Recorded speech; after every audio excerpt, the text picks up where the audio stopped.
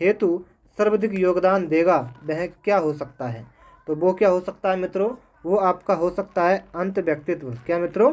अंत व्यक्तित्व। ठीक है, चलिए आगे पूछा गया था वाइतोस्की तथा पियाजे के परिप्रेक्ष्यों में एक प्रमुख विशेषता। वाइतोस्की तथा पियाजे के प्रक्षेपों में से एक प्रमुख विशेषता पूछी गई थी। तो इस प्रश्न का राइट आंसर था आप सभी का बिल्कुल correct answer option number C वाला। ठीक है, यानी कि प्रक्षेपों में एक प्रमुख विशेषता जो होती है वो भाषा एवं चिंतन के बारे में उनके दृष्टिकोण की होती है। ठीक है, चलिए आगे पूछा गया साथियों, इस वीडियो की पीडीएफ आपको टेलीग्राम पर मिल जाएगी और टेलीग्राम का लिंक हमने आपको डिस्क्रिप्शन में दे दिया है। तो सभी छात्र टेलीग्राम को ज्वाइन कर लें और चैनल पर पहली बार आएँ तो चैनल को भी सभी छात्र सब्सक्राइब करके बेल आइकन ऑन जरूर कर दें।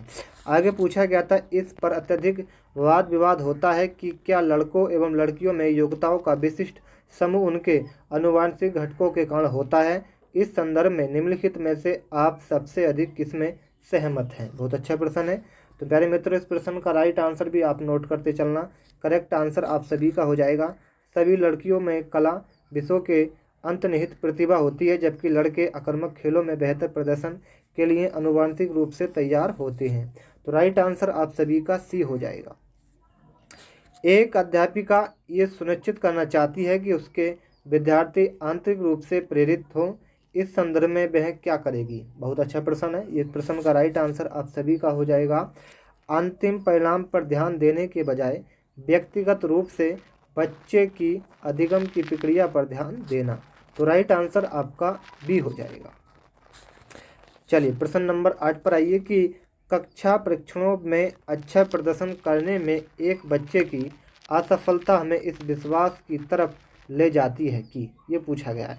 प्रश्न नंबर 8 का आपका राइट आंसर हो जाएगा पाठ्यक्रम, शिक्षण पद्धति तथा आकलन प्रक्रियाओं पर विचार करने की आवश्यकता हो। तो राइट आंसर आपका बी हो जाएगा। ठीक है, आ जाइए आगे पूछा गया था कुछ बच्चों को अनुत्तीर्ण होना ही है, कुछ बच्चों को अनुत्तीर्ण होना ही है चाहे व्यवस्था उन पर कितना भी अधिक प्रयास करे। प्रश्न नंबर सी का वो सॉरी दोस्तों, प्रश्न नंबर जो आपका 8 है इसका राइट आंसर सी हो जाएगा। कहने का मतलब ये है। ठीक है, चलिए राइट आंसर सी हो जाए। चलिए कुछ अगले प्रश्न को आ जाइए। अगले प्रश्न में आपसे पूछा गया कि आपकी कक्षा में कुछ बच्चे हैं, आपकी कक्षा में कुछ बच्चे हैं। अगले प्रश्न पर आइए साथियों, आपकी कक्षा में कुछ बच्चे हैं जो गलतियां करते हैं। इस परिस्थिति में आपके विश्लेषण के अनुसार कौन सा कथन सबसे उपयुक्त है? बहुत अच्छा प्रश्न है। इस प्रश्न का राइट आंसर हो जाएगा आपका ऑप्शन नंबर डी वाला।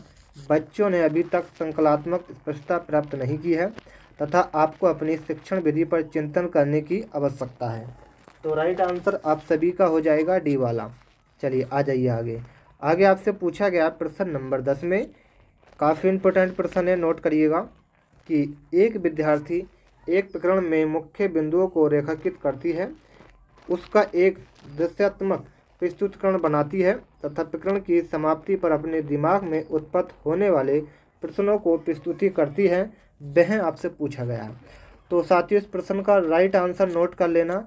वह क्या करती है? तो वह करती है विचारों के संगठन के द्वारा अपने चिंतन को निर्देशित करने की कोशिश कर रही है। ठीक है, चलिए मैं आपको बता दूं, आप सीटेट की परीक्षा देने जाएं तो सीडीपी आपकी एकदम अच्छी होनी चाहिए। ठीक है, सीडीपी और पेडालॉजी। चलिए किस प्रकार से एक अध्यापिका बच्चों को बेहतर समस्या समाधानकर्ता बनने में सहायक कर सकती है? तो किस प्रकार एक अध्यापिका बच्चों को बेहतर समस्या समाधानकर्ता बनाने में सहायक कर सकती है?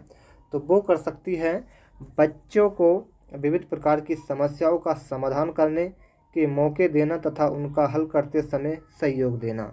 तो राइट आंसर आपका ए हो जाएगा। आ जाइए आगे। निम्नलिखित कथनों में से आप किससे सहमत हैं? 4 कथन हैं, इसमें से आप किससे सहमत हैं? चलिए चालू कथन में पढ़ता हूँ आपको। अधिगम पूर्ण रूप से बाह्य उद्दीपन के द्वारा नियंत्रित होता है। अधिगम तब तक घटित नहीं होता जब तक इसका अंकों के रूप में बाह्य रूप से आकलन नहीं किया जा सकता। अधिगम केवल तभी होता है और यदि ये व्यवहार से सुस्पष्ट हो। प्रश्न नंबर 12 का राइट आंसर हो जाएगा डी। अधिगम केवल तभी होता है यदि ये व्यवहार से सुस्पष्ट हो। चलिए आगे आपसे पूछा गया है कि इनमें से कौन सा बल विकास का एक सिद्धांत है? इनमें से कौन सा एक बाल विकास का सिद्धांत है? तो 4 ऑप्शन में से सही जो आंसर होगा वो होगा विकास परिपक्वन तथा अनुभव के बीच अन्य क्रिया की वजह से घटित होता है। तो राइट आंसर ए हो जाएगा। आ जाइए मित्रों आगे, बहुत अच्छा प्रश्न है, काफ़ी इंपॉर्टेंट प्रश्न है, नोट करिएगा। प्रकृति पालन पोषण वाद विवाद के संदर्भ में निम्नलिखित कथनों में से कौन सा आपको उपयुक्त प्रतीत होता है? प्रश्न नंबर 14 का राइट आंसर आप सभी का हो जाएगा, ये आपका करेक्ट आंसर।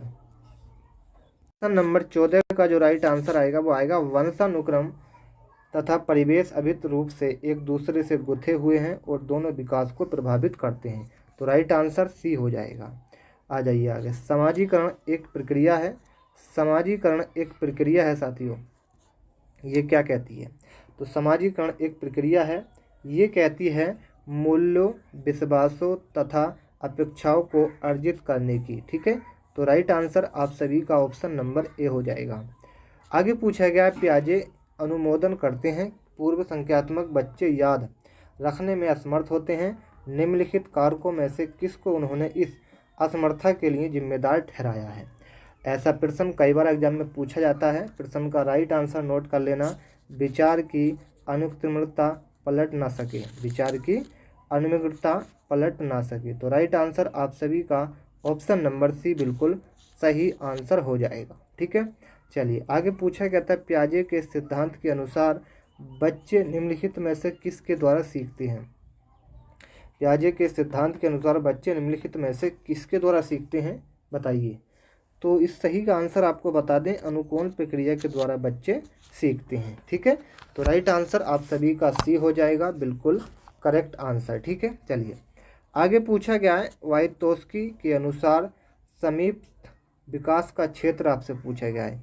वाइटोस्की के अनुसार समीपस्थ विकास का क्षेत्र है आप सभी का, इसका राइट आंसर हो जाएगा बच्चों के द्वारा स्वतंत्र रूप से किए जा सकने वाले तथा सहायता के साथ करने वाले कार्यों के बीच का अंतर। ठीक है, तो राइट आंसर 18 का बी होगा।